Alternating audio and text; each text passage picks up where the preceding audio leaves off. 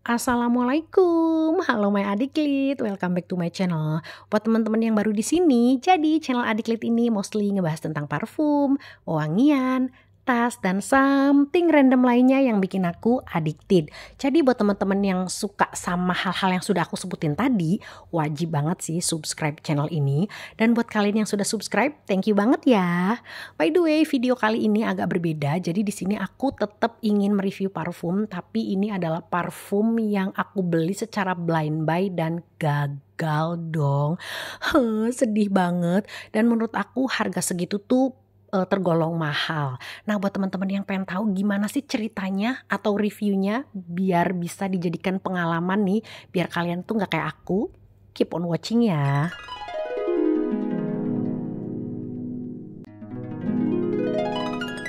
Nama dari parfumnya adalah La Nuit Treso alla Folie. Dia itu flanker dari Treso dan brandnya itu dari Lancome. Jadi buat teman-teman yang tidak tahu, brand Lancome adalah brand kosmetik yang high end atau luxury. Jadi dia itu satu brand sama La Vie Belle ya. Pastinya kalian tahu lah ya, La Vie Belle itu kan kayak viral banget, booming banget dari bertahun-tahun yang lalu dan banyak banget yang ngedup.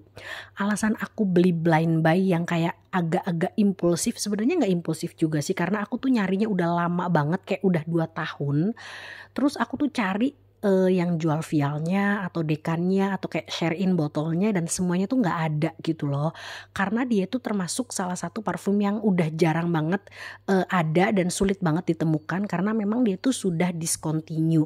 Jadi begitu dia tuh nongol ada salah satu all shop di toko oren yang ngejual, aku tuh langsung kayak ke trigger gitu loh. Aku pengen beli karena review-review dari fragrance enthusiast luar tuh semuanya tuh bagus-bagus dan bilang katanya dia itu mempunyai vibe yang sama si labelnya Jean Paul Gaultier yang aku tuh suka banget ya. Dan kalau teman-teman misalkan sudah nontonin video aku lama, kalian pasti tahu kalau salah satu parfum favorit aku adalah si label dari Jean Paul Gaultier.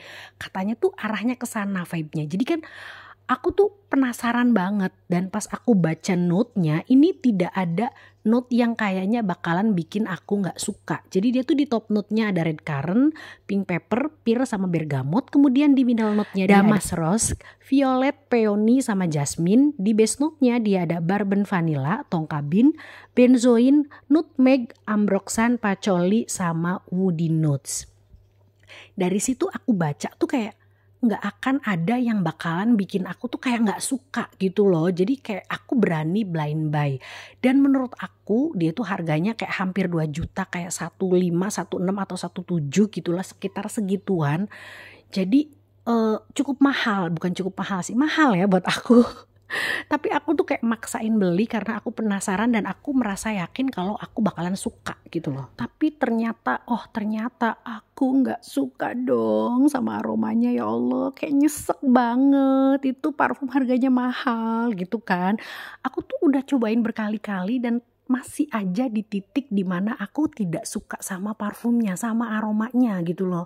Kalau misalkan dihitung-hitung itu parfum tuh sudah aku punya ya, aku beli gitu hampir 1 tahun dan aku masih sama.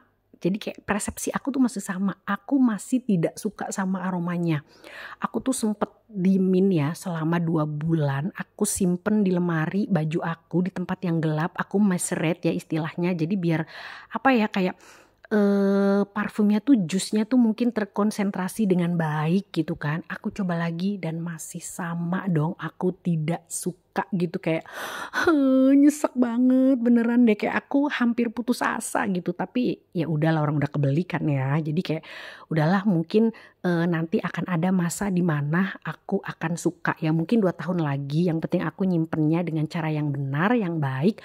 Dia itu kan akan tetap bagus ya, akan tetap masih bisa dipakai. Jadi dia tuh aroma openingnya tuh aroma-aroma yang bikin aku nggak suka gitu, kayak aroma-aroma rumah sakit, aroma obat batuk, aroma yang kayak antiseptik, aroma kayak betadine, nah seperti itu. Dan aku pikir aroma tersebut itu kayak cuman ada di top note-nya doang. Nah setelah masuk ke fase tengah atau dry down, aroma tersebut tuh akan hilang, tapi ternyata tidak. Aroma itu kayak bener-bener bertahan dari awal sampai akhir.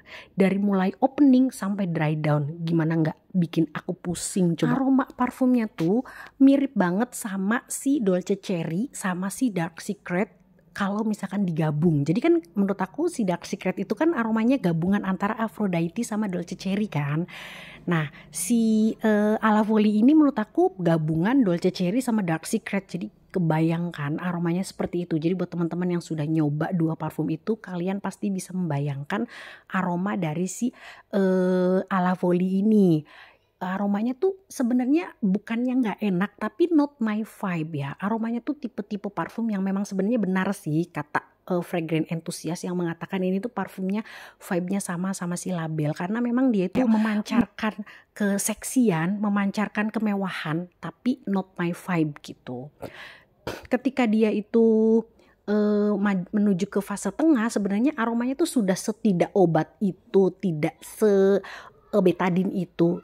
Aroma itu jadi muncul aroma bunga mawarnya, dan sejujurnya aroma bunga mawar di sini itu masih masuk di selera aku. Tapi itu tadi sisa-sisa si obat batuk dan aroma antiseptik betadine itu masih aja mengikuti, yang bikin aku tuh annoying gitu loh.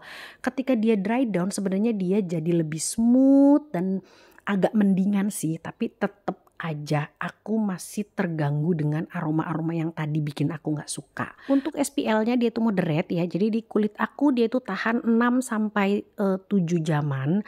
Kemudian untuk projection dan siasnya pun dia bukan tipe parfum yang mabul-mabul banget, enggak. Jadi kayak 1 jam pemakaian itu masih bisa tercium di jarak 1 meter kalau kita pakainya kayak di atas 10 spray gitu. Jadi masih oke lah, tapi bukan yang kayak mabul-mabul gitu, enggak.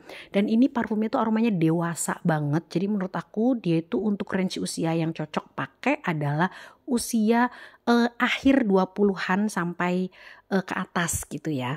Dari sini aku dapat pelajaran, sebuah kesimpulan di mana ternyata note red currant itu di hidung aku jatuhnya adalah seperti cherry. Ada parfum lain yang juga sama, aku tuh punya pengalaman yang sama. Dia tuh nggak ada cherry-nya, adanya red currant, tapi aku nyiumnya aroma cherry. Kalau nggak salah itu parfumnya si Berry Brulee dari Unkenaru.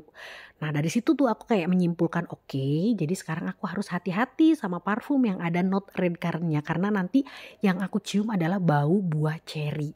Dan pelajaran yang lain yang aku dapat adalah walaupun aku penasaran sebagaimanapun kalau dia itu harganya mahal parfumnya, please aku akan menahan diri untuk tidak beli blind buy. Aku harus cari vialnya, aku harus cari dekannya biar aku gak nyesel dan gak nyesek gitu loh. Ini juga menurut aku bisa dijadikan pelajaran sama teman-teman. Jadi kalau misalkan kalian ingin membeli sesuatu, terutama parfum yang kayak sifatnya tuh bener-bener nggak pasti gitu loh, aromanya kan bisa aja ketika dia tuh bercampur dengan yang lain itu menghasilkan aroma yang tidak kita prediksi. Itu please jangan blind buy, karena takutnya kalian itu malah nggak suka, apalagi kalau yang harganya mehong atau mahal, itu sayang banget. Jadi di sini juga aku mau ngasih tahu ke teman-teman, jadi barangkali teman-teman ada yang tertarik suka sama aroma-aroma parfum yang seperti tadi aku gambarkan, kalian ingin beli pre-love, kalian bisa hubungin DM di IG-nya Adiklit atau komen di sini ya. Sampai di sini dulu review parfum aku kali ini yang sedikit dibumbui sama curhatan aku yang penuh dengan emosi. Semoga bisa membantu teman-teman yang lagi cari referensi buat beli parfum. Kalau ada yang ingin ditanyakan bisa komen di bawah. Jangan lupa klik like, share, dan subscribe-nya ya. Wassalamualaikum. Bye-bye.